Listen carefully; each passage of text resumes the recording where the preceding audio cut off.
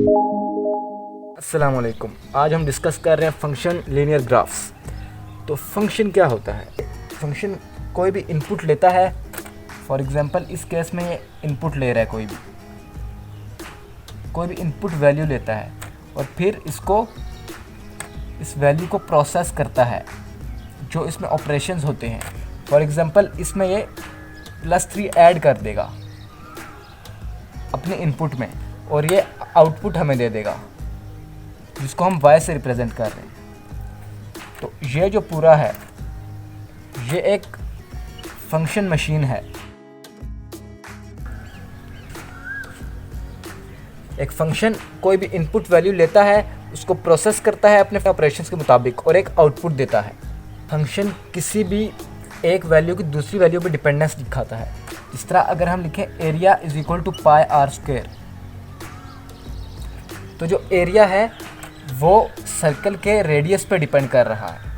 तो इसका मतलब है कि जो a है वो r का फंक्शन है।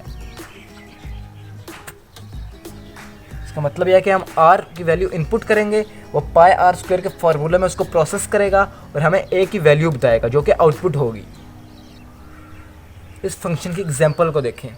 सबसे पहले वो कोई भी नंबर इनपुट लेगा x। हम x की वैल्यू सपोज करें 3 ले लेते हैं, तो हमने इसको इनपुट दे दी। अब वो सेकंड स्टेप क्या करेगा कि इसको प्रोसेस करेगा। सबसे पहले स्टेप में वो इसको मल्टीप्लाई करा लेगा -2 से, और फिर दोबारा प्रोसेस करेगा और -1 इसमें से सब्ट्रैक्ट कर देगा। तो जो आउटपुट आएगी वो y आ जाएगी। तो जब ये सब्ट्रैक्ट होकर -6 - 1 = y बनेगा, तो y = -7 बनेगा। इसका मतलब है कि हमने x की वैल्यू 3 इनपुट की है, उसके बाद इसने प्रोसेस किया है और हमें एक आउटपुट दिया है। एक फंक्शन 3 तरह से रिप्रेजेंट हो सकता है। सबसे पहली होती है equation of the function. Output निकाली है तो आउटपुट = हमने इनपुट को पहले मल्टीप्लाई कराया -2 से। इनपुट क्या थी? x। तो x को हमने मल्टीप्लाई कराया -2 से, उसके बाद उसमें से -1 सब्ट्रैक्ट कर लिया। तो अब ये जो इक्वेशन हमारे पास बन गई है, ये एक फंक्शन की इक्वेशन है। अगर हम यहाँ x की वैल्यू देखें तो ये इंडिपेंडेंट है, यानी हम अपनी मर्जी से x को कोई भी वैल्यू दे सकते हैं। तो ये इंडिपेंडेंट वेरिएबल है। और जो हमारी आउटपुट है वो डिपेंड कर रही है कि हमने x को क्या वैल्यू दी है। तो y की वैल्यू हमारे x की वैल्यू के हिसाब से आएगी। तो इसका मतलब है कि ये डिपेंडेंट वेरिएबल है। ये एक फंक्शन की इक्वेशन है। इसको अगर हम एनालाइज करें और हम x को कोई वैल्यूज़ देते हैं अपनी मर्जी से। फॉर एग्जांपल x को हमने वैल्यू दी 1, x = 1। तो हम x की जगह अगर 1 पुट कर दें तो y की वैल्यू 3 आ जाएगी। और इस तरह x को हम मुख्तलिफ वैल्यूज़ देते हैं, और 3 x की जगह 2 पुट कर लें तो y जो आउटपुट हो जाएगी वो 6 आ जाएगी।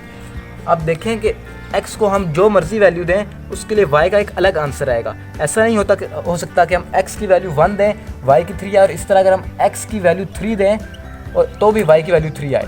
किसी एक x की वैल्यू देने से y की वैल्यू कभी एक जैसी नहीं हो सकती। तो फंक्शन की बेसिक डेफिनेशन ही ये है कि हमारी एक इनपुट के लिए वो एक अलग और दूसरों से अलग आउटपुट देता है। इस एग्जांपल को देखें। हम अगर इस इक्वेशन से y की वैल्यू निकालें तो y की वैल्यू बनेगी ±√x। आप x को अपनी मर्जी से कोई भी वैल्यू दें और देखें y की वैल्यू क्या आती है। तो हम सपोज करें x को = 3 रखते हैं, तो y = ±√3। तो इसमें y की 2 वैल्यूज आ रही हैं। एक y की वैल्यू आ रही है +√3 और एक y की वैल्यू आ रही है -√3।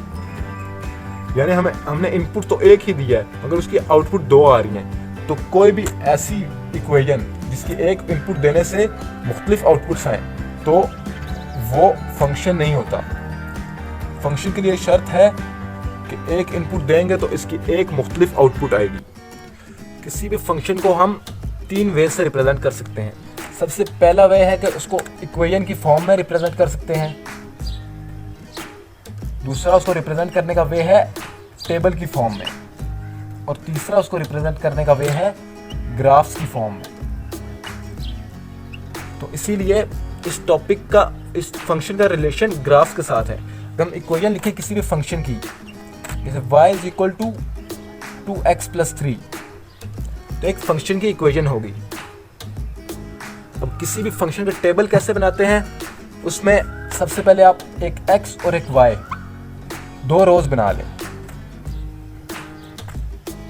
अब जो x है वो इंडिपेंडेंट वेरिएबल है, इसको आपने अपनी मर्जी से वैल्यू देनी है, और 4 वैल्यूज बहुत होती हैं किसी भी टेबल को बनाने के लिए। x को आप अपनी मर्जी से वैल्यू दें। सबसे पहले हम x को 0 दे देते हैं वैल्यू। अगर x यहाँ पे 0 आ जाए तो 2 मल्टीप्लाई 0 2, तो 0 प्लस 3, y की वैल्यू 3 आ जाएगी। अगर x की वैल्यू हम 1 रखें तो y की वैल्यू 5 आ जाएगी। इस इक्वेशन में x की वैल्यू पुट करनी है और y की निकालनी है। अगर x की वैल्यू 2 रखें तो y की 7 आ जाएगी, और अगर x की 3 रखें तो y की वैल्यू 9 आ जाएगी। तो इस टेबल की मदद से हम ग्राफ्स बनाते हैं। तो चलते हैं कि ग्राफ्स के एक्सप्लेनेशन की तरफ।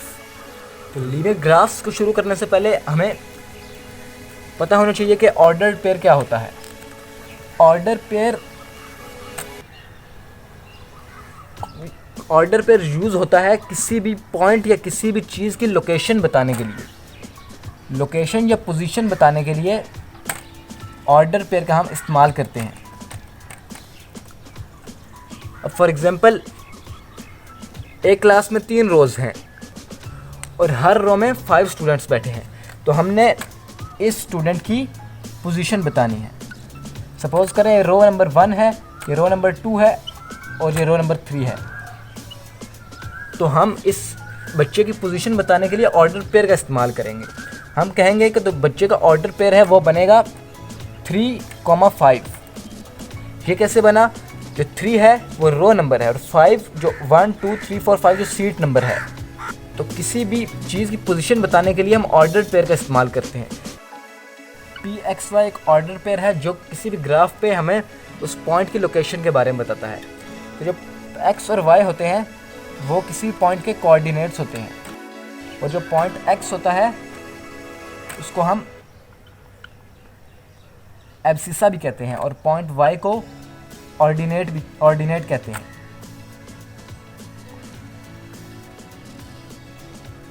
अब ग्राफ में 2 मेजर एक्सिस होती हैं। एक x एक्सिस होती है जो कि हॉरिजॉन्टल होती है, और एक y एक्सिस होती है जो कि वर्टिकल एक्सिस होती है, और ये दोनों एक दूसरे के परपेंडिकुलर होती हैं, और जहाँ पे इंटरसेक्ट करती हैं उसको पॉइंट को हम ओरिजिन कहते हैं। x एक्सिस की राइट साइड पे पॉजिटिव नंबर्स आते हैं और नेगेटिव साइड पे नेगेटिव नंबर्स आते हैं। इसी तरह y की टॉप पे पॉजिटिव y एक्सिस होता है और बॉटम पे नेगेटिव y एक्सिस होता है।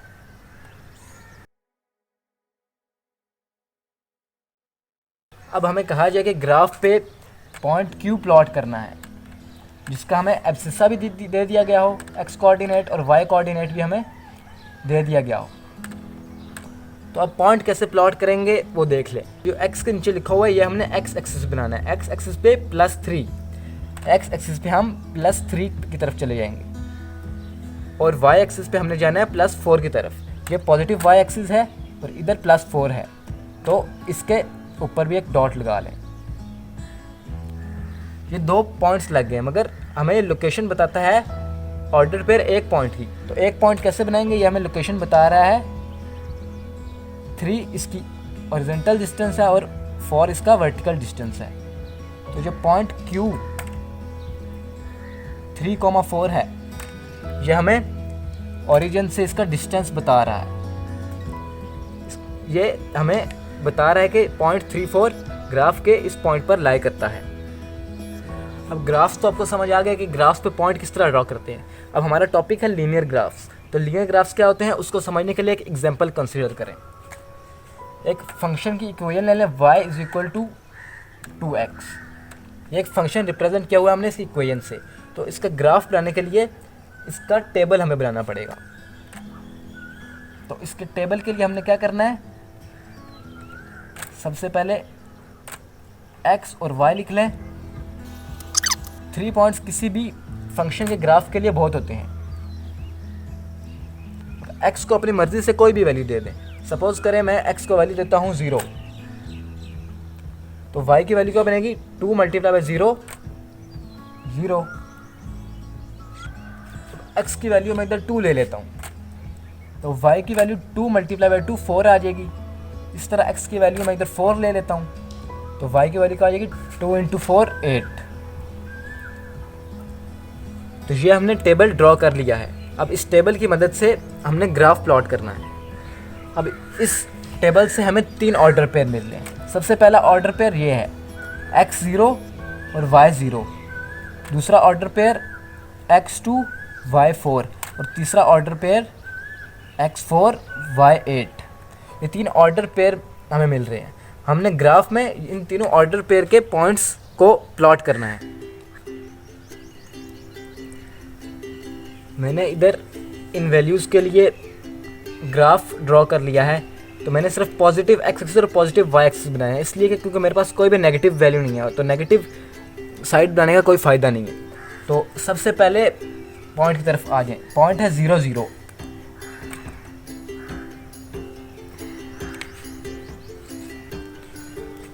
तो x भी 0 है और y भी 0 है। x कहाँ पे 0 है?